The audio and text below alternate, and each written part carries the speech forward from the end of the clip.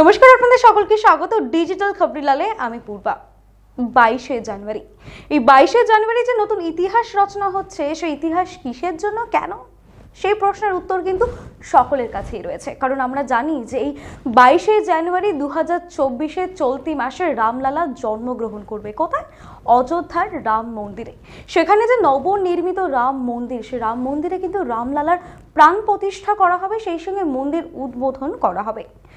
দীর্ঘ 500 বছরের যে সেই ইতিহাস, সেই ইতিহাসের উপরে নতুন ইতিহাস লেখা হবে এই চলতি মাসে 22শে জানুয়ারি।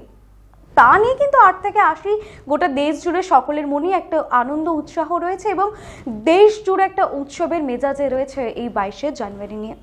তবে আপনার মনে কি একবারও প্রশ্ন এসেছে? এত তো দিনক্ষণ রয়েছে, মকর সংক্রান্তিও রয়েছে, বা ফেব্রুয়ারিতেও এত যে বসন্ত পঞ্চমী থেকে শুরু করে এত দিন থাকে, এত শুভ লোক যে দিনগুলো আমরা মেনে থাকি পাঁজি পুঁথি মেনে, অন্য দিন কেন না? বা এই যে 12টা মাসের অন্য মাস কেন না? কেনই 2024 আর কেনই 2024-এ 22শে জানুয়ারি?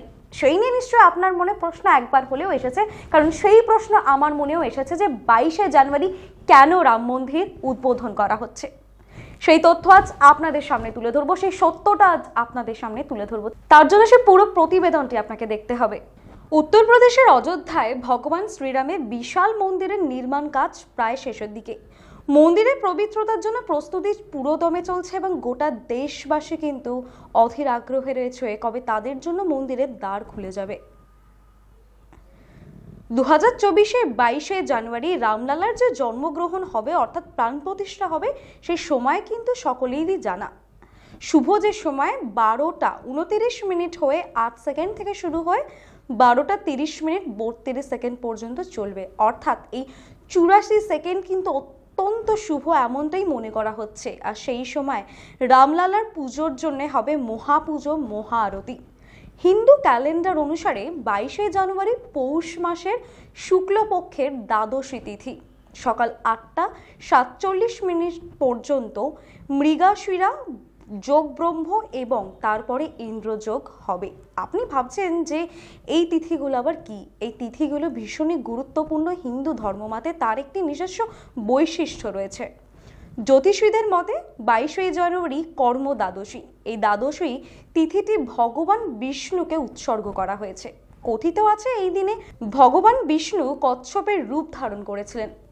বৈদিক মতে এই দিনে ভগবান বিষ্ণু নিজেকে কচ্ছপের অবতার তৈরি করেছিলেন এবং সমুদ্র মন্থনে সাহায্য করেছিলেন। ভগবান শ্রীরাম হলেন ভগবান বিষ্ণুরই আরেক অবতার।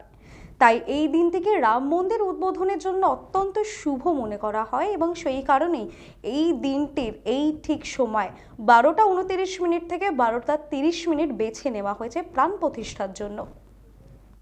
জ্যোতিষীদের মতে আরও জানা যাচ্ছে এই 22শে জানুয়ারিতে অনেকগুলি শুভ যোগ রয়েছে, যেমন সবার্থ সিদ্ধি যোগ, অমৃত সিদ্ধি যোগ এবং রবি যোগ নামে।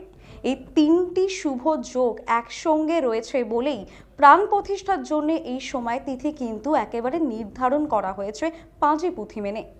তবে এই দিনটিকে কিন্তু আরও শুভ মানা হচ্ছে সাধারণ মানুষের জন্যেও, কারণ এমনটাই বিশ্বাস করা হচ্ছে যোগগুলি যেহেতু একসঙ্গে রয়েছে এই তিথিতে, তাই যে কোনো সমস্ত ধরনের কাজ করলেই আপনি সাফল্য পেতে পারেন।